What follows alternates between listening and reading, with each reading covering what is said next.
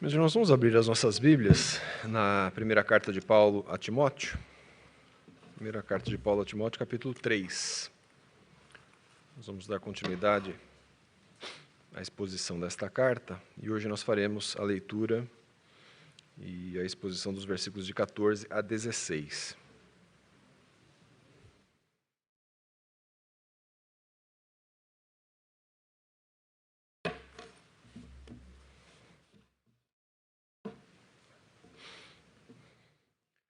Primeira carta de Paulo a Timóteo, capítulo 3, versículos de 14 a 16.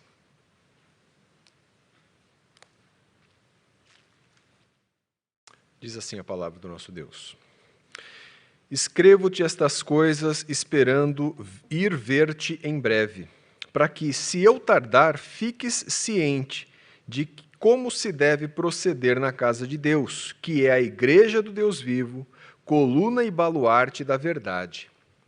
Evidentemente, grande é o mistério da piedade.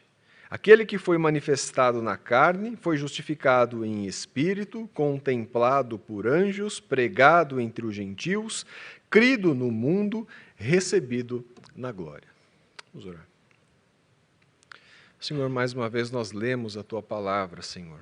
Palavra que a reputamos e cremos como sendo Tua expressão e revelação da Tua verdade, que declara quem Tu és e declara aquilo que é necessário para que vivamos uma vida piedosa e uma vida que glorifique o Teu santo nome.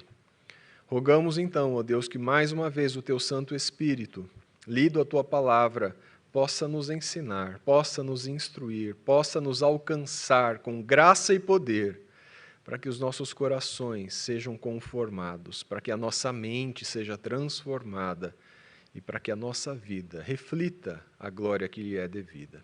Ajuda-nos nesse momento. Nós te pedimos em nome de Jesus. Amém. Meus irmãos, vocês já devem ter se lembrado de circunstâncias passadas e quando nós comparamos as circunstâncias passadas, as memórias, e comparamos com situações do presente, muitas vezes nós falamos assim, puxa vida, que pena que tal situação mudou. Você já passou por isso?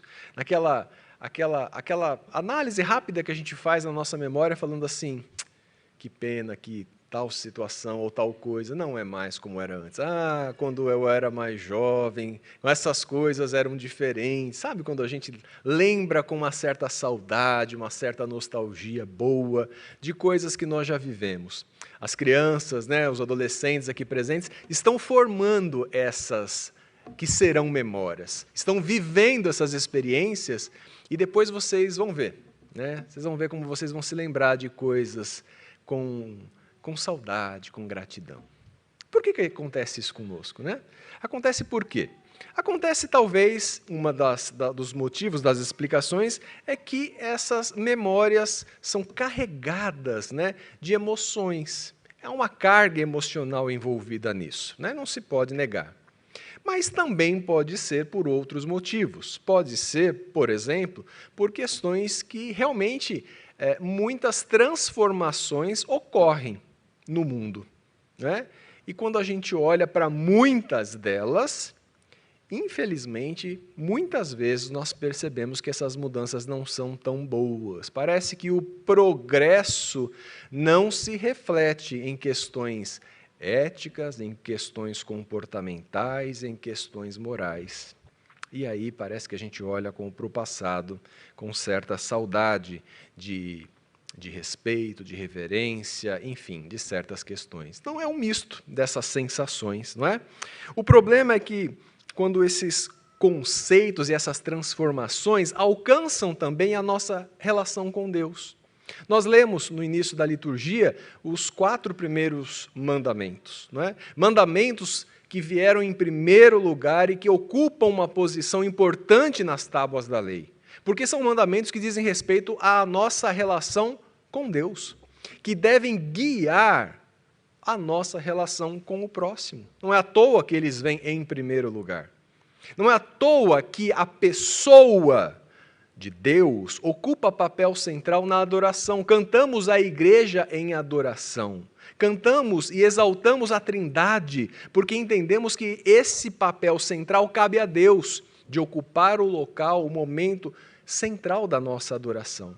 E quando essas transformações acabam tocando e mudando, e quando mudam para pior, diminuindo o papel de Deus na igreja, diminuindo a glória e a excelência da igreja, tal como ela é mostrada nas Escrituras, então nós temos um problema ainda mais sério. A instrução do apóstolo Paulo ao jovem pastor Timóteo aqui tem uma intenção relacionada com isso. Enquanto ele não puder instruí-lo presencialmente, ele envia a carta para que Timóteo saiba que tudo na igreja deve apontar em direção a Deus. Ele já falou quase que 3 capítulos, ou melhor, ele já escreveu quase 3 capítulos por inteiro, e agora no finalzinho, no arremate desse 3º capítulo, ele então conclui e expressa qual é o motivo pelo qual ele tem instruído Timóteo. Resumidamente, tudo na igreja deve apontar na direção de Deus. E ele faz isso apresentando 2 motivos pelos quais tudo na igreja deve apontar na direção de Deus. Vamos ao primeiro motivo. O primeiro motivo que nós podemos perceber é que deve-se estar ciente de como portar-se na igreja. Nós precisamos estar cientes a respeito disso. Meus irmãos, veja que Paulo já escreveu os capítulos 1 e 2, e olha como ele vem tratando exatamente o assunto igreja. Ele está orientando Timóteo a como ele deve conduzir a igreja. A preocupação de Paulo é com Timóteo, claro, mas a preocupação de Paulo é com a igreja, que a igreja deve ser bem cuidada, bem conduzida. Ele começa falando isso lá no primeiro capítulo, nos versículos de 1 a 11, onde nós pudemos ver que se não há evangelho, não é igreja. Então o evangelho ocupa esse papel predominante na pregação, no anúncio, na palavra.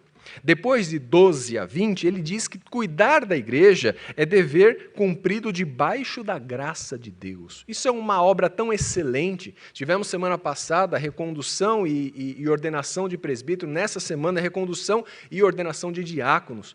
Cuidar da igreja é dever cumprido debaixo da graça de Deus. Não é pelos nossos esforços. Depois, no capítulo 2, de 1 a 7, ele mostra que a graça, essa mesma graça de Deus, é eficiente, tanto no alcance das pessoas que são de Deus, quanto na precisão, no alcance e na precisão. Não há erro nisso. Ainda no capítulo 2, de 8 a 15, nós vimos que o modo como adoramos revela o Deus que adoramos. Olha como tudo isso é importante na vida da igreja. E na última oportunidade, capítulo 3, versículos de 1 a 13, vimos quais são os critérios corretos para um trabalho excelente. Trabalho do presbítero e trabalho do diácono. E agora ele conclui esse bloco da carta, falando então sobre o ponto central de que tudo na igreja deve apontar na direção de Deus.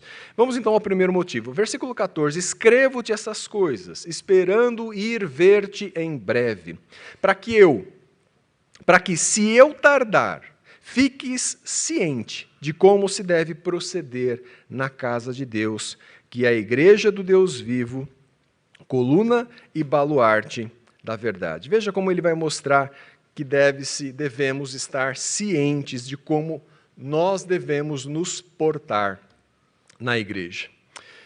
Meus irmãos, já não é de hoje que a ética tem sido desvalorizada, muito mais a ética cristã. Quando nós apresentamos padrões de comportamento que devem ser seguidos, muito se contraria o mundo contra esses padrões. Apresentar o certo e o errado com base em valores absolutos é quase motivo de escárnio. Tudo hoje deve ser fundamentado em questões relativas, né? Tudo.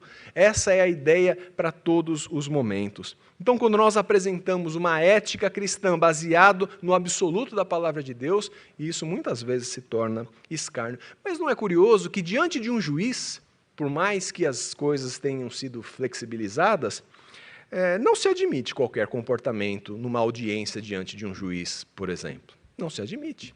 Né? Não se admite nem mesmo em certas situações de entretenimento. Por exemplo, tivemos nesses últimos dias aí um campeonato de tênis lá em Wimbledon, não é? A torcida desse esporte não se comporta da mesma forma que a torcida de outros esportes. Não convém que as pessoas expressem a sua exaltação, a sua alegria, tal como o fazem em outros momentos, em outros locais. E as pessoas entendem isso e se adequam a isso. Num hospital, não é possível agir como se você estivesse assistindo nem mesmo um jogo de tênis. Percebe como existem padrões de comportamento que são muito bem aceitos, que são tranquilamente aceitos no mundo, mas quando se fala de uma ética cristã, de um comportamento cristão, aí a sociedade ela escarnece disso, ela repudia isso. Porque não é isso que ela odeia o próprio Deus e tudo que tem a ver com isso. É preciso, então, estar ciente que nem toda postura é adequada na casa de Deus, e é disso que Paulo está tratando. Ele está dizendo o seguinte, olha, eu escrevo isso porque eu gostaria de falar isso pessoalmente para você, Timóteo, mas enquanto eu não consigo ir até você, que você fique ciente de como se deve proceder. E o que ele está escrevendo? Tudo isso que nós vimos agora e recapitulamos rapidamente, dos capítulos 1, 2 e 3. Tudo isso ele escreve para que Timóteo esteja ciente de como se deve proceder na igreja, na casa do Deus vivo. É assim que ele diz, na casa de Deus, que é a igreja do Deus vivo, coluna e baluarte da verdade. Veja, meus irmãos, na casa de Deus é preciso que haja o Evangelho. Na igreja é preciso que haja a proclamação do Evangelho. É preciso que haja dependência de Deus para cuidar da igreja. É preciso que a consciência da graça de Deus na realização do propósito dele mesmo. Tudo aquilo que Paulo já falou, tudo isso é importante que Timóteo tenha consciência. Paulo escreve tudo isso para que Timóteo fique ciente, para que ele tenha conhecimento, para que ele não alegue ignorância, porque é importante que se saiba como se deve comportar-se na casa de Deus. Por que alguém pensaria que na casa de Deus poderíamos nos comportar de qualquer maneira? Poderíamos tratá-la, a igreja, de qualquer forma? E essa é a preocupação de Paulo, esse é o cuidado de Paulo, que é preciso saber como se comportar. Olha só como Moisés registrou algo semelhante lá no livro do Êxodo. Lá no capítulo 3, nós lemos assim, apacentava Moisés o rebanho de Jetro, seu sogro, sacerdote de Midian. E levando o rebanho para o lado ocidental do deserto, chegou ao monte de Deus, a Horebe. Apareceu-lhe o anjo do Senhor numa chama de fogo, no meio de uma sarça. Moisés olhou e eis que a sarça ardia no fogo e a sarça não se consumia. Então disse consigo mesmo, irei para lá e verei essa grande maravilha. Por que a sarça não se queima? Moisés ficou maravilhado com aquilo. Percebe que ele ficou curioso? Que maravilha é isso? Eu quero ver de perto do que se trata. Por que esse fenômeno acontece? Vendo o Senhor que ele se voltava para ver, Deus, do meio da sarça, o chamou e disse, Moisés, Moisés.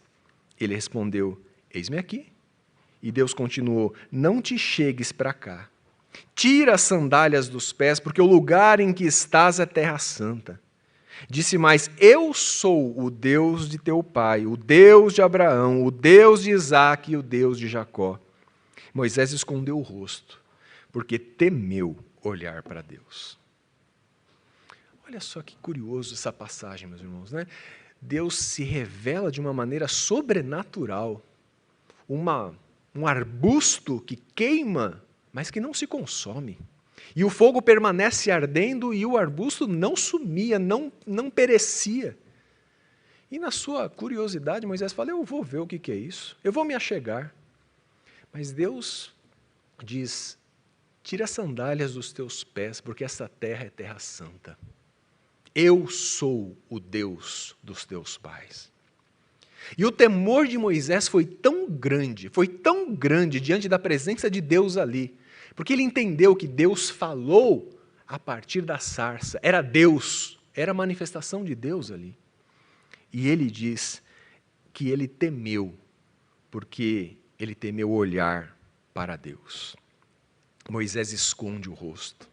Aquilo que era uma impetuosidade inicial se tornou um temor, porque ele tinha consciência diante de quem ele estava. Quanto temor, quanta reverência, quanto respeito expresso aqui. Por que a gente julgaria que entrar na casa de Deus não se requereria disso o mesmo temor, o mesmo respeito? É disso que Paulo está falando. Outro exemplo do Antigo Testamento é de Gideão. Gideão, quando estava ali sendo moldado por Deus para que pudesse ir à batalha apenas com os homens minimamente necessários, para que ele pudesse perceber que ele haveria de ganhar a batalha por Deus. Deus é o que o faria ganhar a batalha e não seus homens.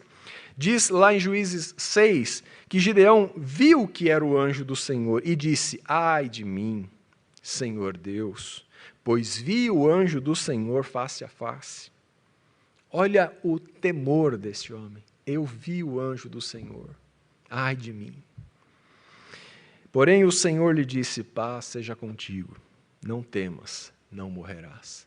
Estar diante de Deus era motivo de temer a morte. Era motivo de temer ser consumido. Tal era o pavor, tal era a grandeza de Deus, tal era a pequenez dos homens, como muitas vezes nós vemos que isso perdeu-se. E Paulo não quer que Timóteo conduza uma igreja sem temor, sem reverência, sem entender aonde aquelas pessoas estavam pisando, na presença do próprio Deus. Meus irmãos, nem todo lugar permite o mesmo proceder. Ele diz que aquele lugar é casa de Deus, igreja do Deus vivo, coluna e baluarte da verdade. Esse local onde o povo de Deus se encontra com o seu Deus, não é um lugar qualquer. Não é um lugar qualquer. A igreja não é um lugar qualquer. Muito mais pelo que nela é invisível do que aquilo que nela é visível. Veja, a igreja não é um lugar qualquer, muito mais por aquilo que não se vê, do que por aquilo que se vê.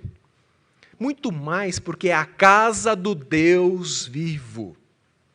Muito mais, infinitamente mais por causa disso, do que por causa daquilo que os nossos olhos podem ver. Paulo chama a igreja de coluna. Coluna. É a coluna, são as colunas mesmo. Né? Tentem imaginar aquelas construções que nós vemos nos filmes ou nas fotos, nos livros, aquelas colunas torneadas, fortes, que sustentam o teto. É isso que a igreja é. Coluna da verdade. É o sustentáculo da verdade. É sobre estas colunas que Deus descansa a verdade da sua revelação. É disso que Paulo está falando. Aliás, todas as vezes que nós percebermos o uso da palavra coluna no Antigo Testamento, vai fazer referência também à memória. Aquela coluna diz respeito a uma memória que ficou para trás. Olha só que curioso. No sepulcro de Raquel, diz assim em Gênesis 35, sobre a sepultura de Raquel levantou Jacó uma coluna que existe até o dia de hoje. Era uma referência à memória de Raquel. Uma coluna, lembrava de algo. Essa coluna na igreja deve ser o sustentáculo dessa verdade. Na igreja, a igreja é o sinal de lembrarmos de que ela é a guardiã da verdade. Uma igreja deveria ser lembrada quando vista de que ali há a guarda daquilo que é verdade. É como uma coluna que traz à memória aquilo que um dia Deus revelou ao seu povo. Há a coluna de Absalão. Absalão, quando ainda vivia, levantara para si uma coluna, que está no Vale do Rei, porque dizia: filho nenhum tenho para conservar a memória do meu nome. E deu o seu próprio nome à coluna, pelo que até hoje se chama o monumento de Absalão. Veja, as colunas lembravam de algo. As próprias pedras que Jacó usou para dormir, tendo se levantado Jacó cedo de madrugada, tomou a pedra que havia posto por travesseiro e a erigiu em coluna, sobre cujo topo entornou azeite, e ao lugar, cidade que outrora se chamava Luz, deu o nome de Betel. Erigiu uma coluna para se lembrar daquilo que havia vivido ali. A igreja é essa coluna. A igreja deveria ser o lugar onde nós, quando em contato com ela, nos lembramos daquilo que Deus diz, um memorial a Deus, a sua palavra, a verdade revelada. A igreja deve ser um memorial, mas também um firme fundamento para que a verdade da palavra de Deus não seja esquecida e nem enfraquecida. Ela é coluna, mas o texto diz que é também baluarte. E a expressão baluarte é menos comum para nós. Coluna nós usamos bastante, né? Mas baluarte não. Baluarte é o mesmo que bastião.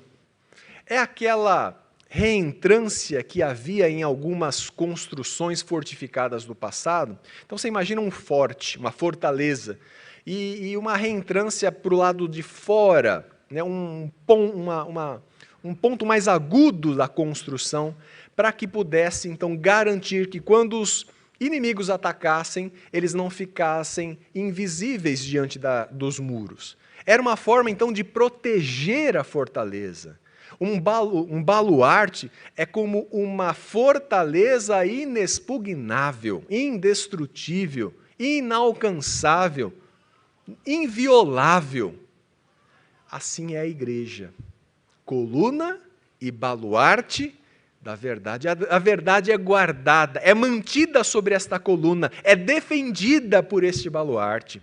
Deus escolheu a igreja para que a verdade pudesse ser preservada, para que a verdade pudesse ser proclamada, pudesse ser anunciada. Esse é o local que Deus escolheu para isso.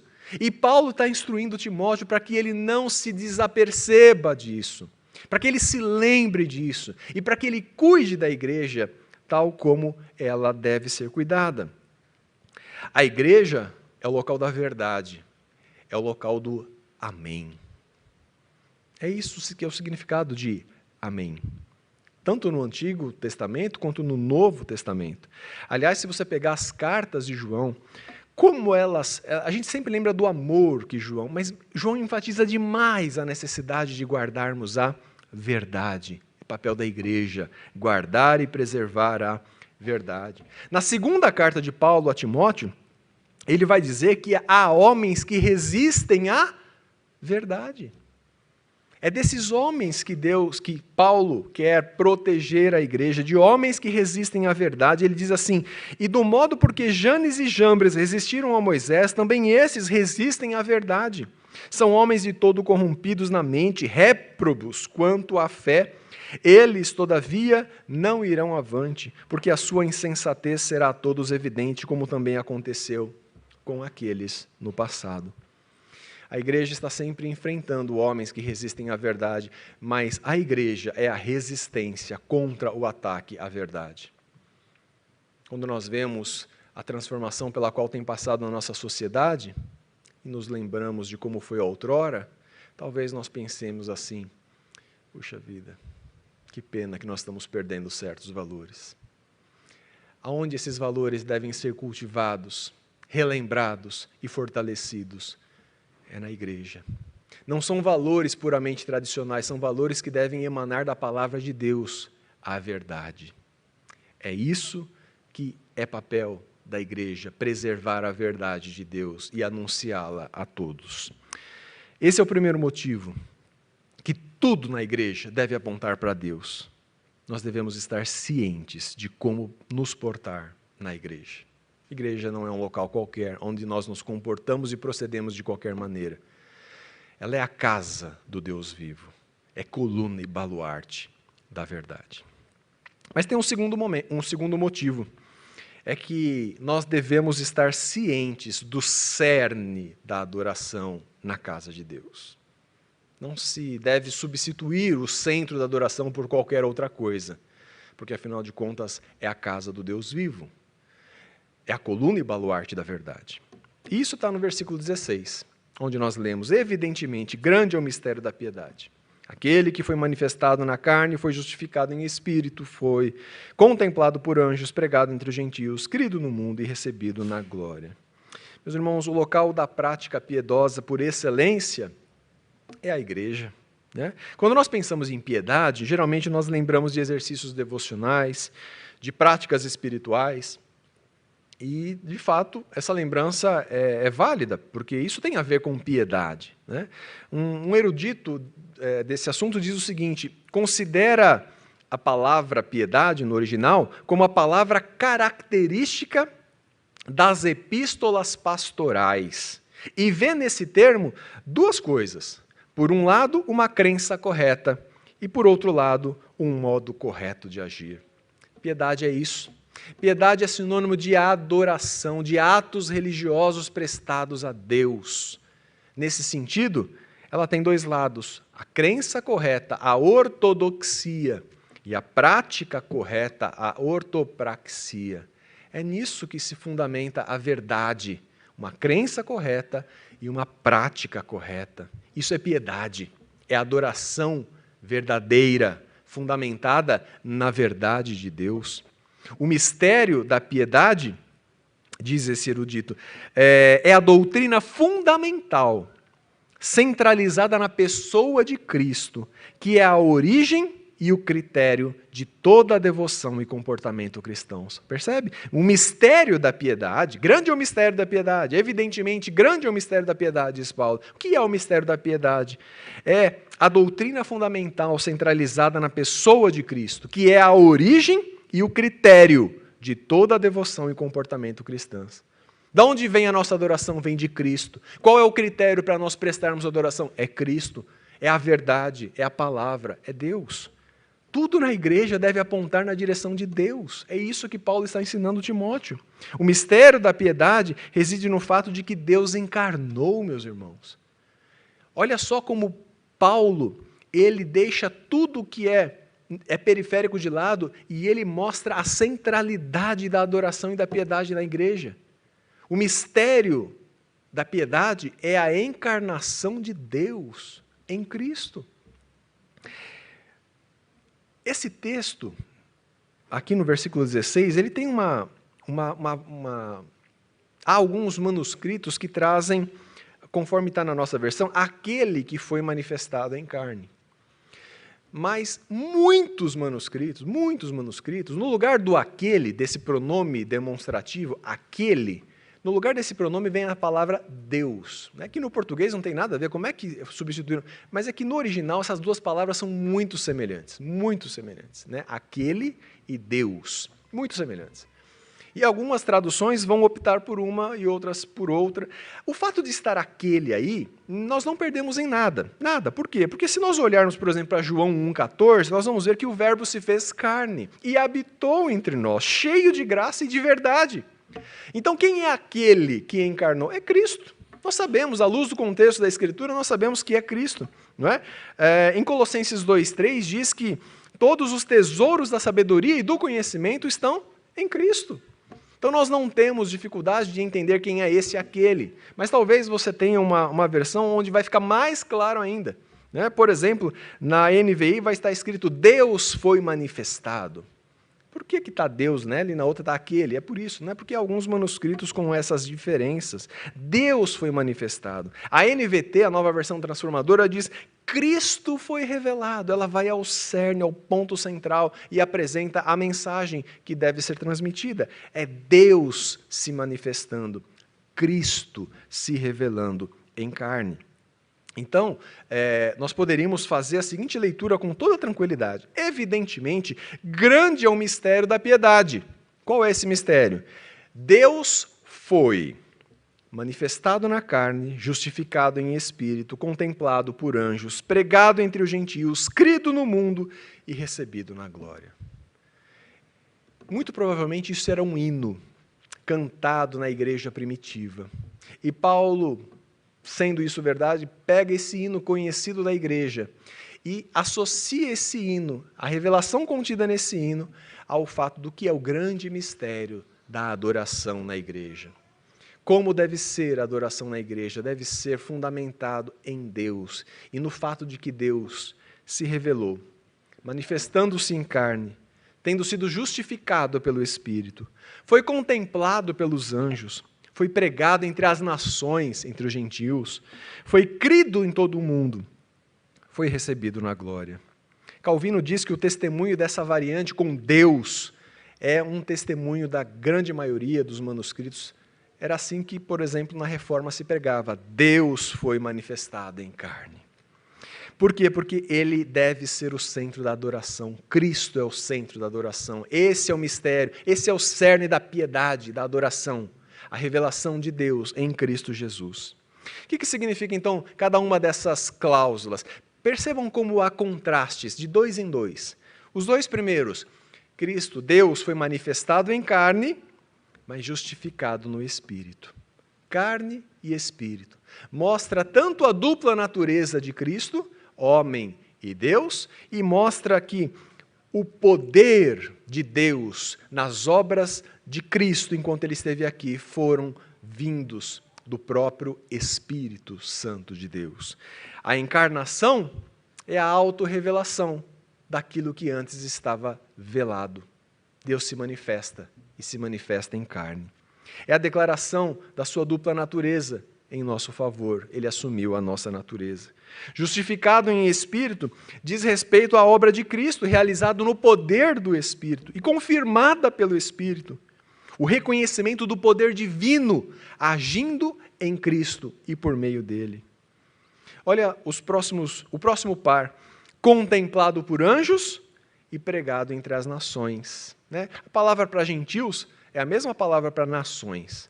Então é uma tradução perfeitamente possível. Ele foi visto por anjos e foi pregado entre todas as nações, entre os gentios.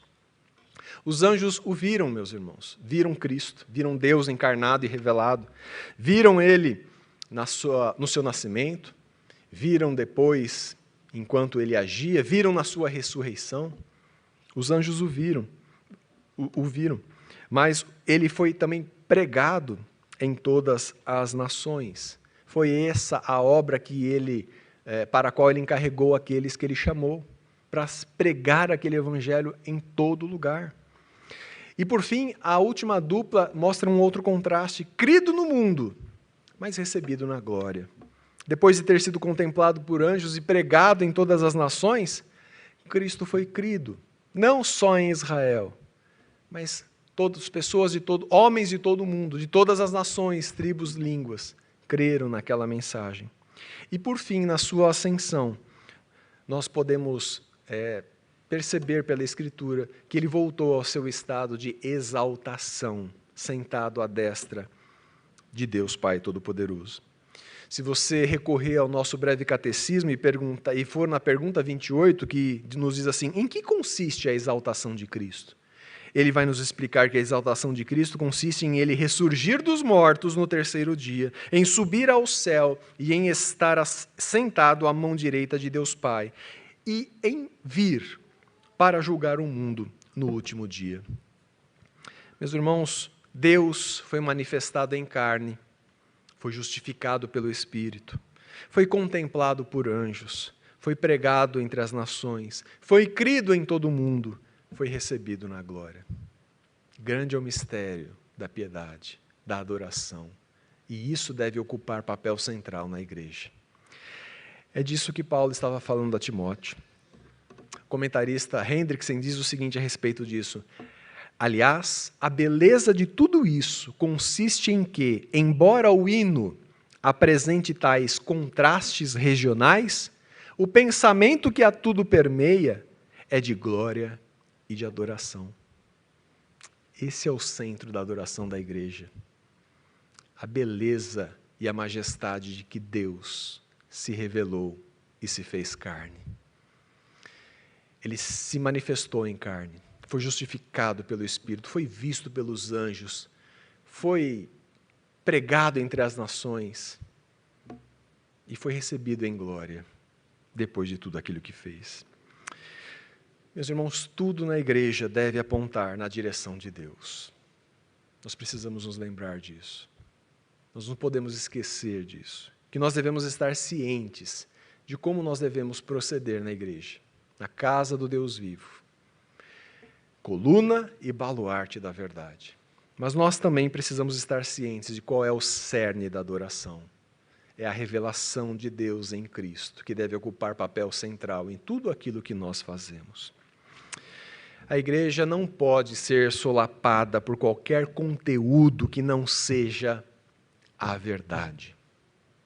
Ela é o local de guarda e de sustentação da verdade. Porque a verdade é única e incomparavelmente majestosa. Não há nada que possa se comparar com a verdade. Portanto, nada deve ocupar o papel da verdade na vida da igreja. Nada deve ocupar o papel da palavra de Deus na vida da igreja. Nada deve ser mais importante do que a adoração com Cristo, Deus sendo revelado em Cristo, na igreja. Nada pode ocupar esse papel. Nós não podemos permitir que o propósito principal da existência da igreja seja adulterado, ou seja, substituído. Homens que são inimigos e resistem à verdade. Nós não podemos permitir, pela graça do nosso Deus, que isso aconteça. Deus é a causa, Deus é o centro e Deus é o propósito final da igreja. A igreja existe por causa dele, para ele, e é por meio dele que nós estamos aqui. Ainda o mesmo comentarista Hendrickson diz o seguinte: quão imensa é a igreja que possui tal cabeça excelso, que Timóteo tenha isto em mente e que continue em sua tarefa de supervisão. É a tarefa do bispo, de supervisionar, é a tarefa do pastor, é a tarefa do presbítero, supervisionar, pastorear a igreja com essa perspectiva do que é a igreja e do que deve ser o mais importante nela. O que está ao nosso alcance para fazer, meus irmãos? Amar a igreja. A igreja é a casa do Deus vivo. Se você tem disposição, vontade, desejo de servir a Deus na igreja, faça isso porque você ama o Deus da igreja. Faça isso porque você quer, deseja servir a esse Deus. Ame essa igreja e zele por essa igreja, porque ela é a coluna e o baluarte da verdade revelada por Deus. Faça isso pelos motivos verdadeiros, pelo amor a Deus e pelo zelo pela verdade. Há uma postura correta na igreja para nós. E é a própria palavra que nos orienta a respeito disso. Tirem as sandálias dos seus pés, porque a terra em que vocês pisam é terra santa. Que Deus nos guarde de qualquer outra postura e de qualquer outra intenção ao nos voluntariarmos para agir na igreja e para servir na igreja. Que Deus nos livre de sermos inimigos da verdade e de querermos substituir a verdade por qualquer outra coisa que seja com a melhor das intenções. Que Deus nos livre disso. A igreja só existe por causa e para o louvor do nosso Deus. Sirva a Deus com esse princípio em mente. Não valorize nada acima disso. Tudo na igreja deve apontar na direção de Deus. Que Deus nos ajude no serviço e na glória, na adoração ao seu santo e bendito nome. Deus nos abençoe, meus irmãos.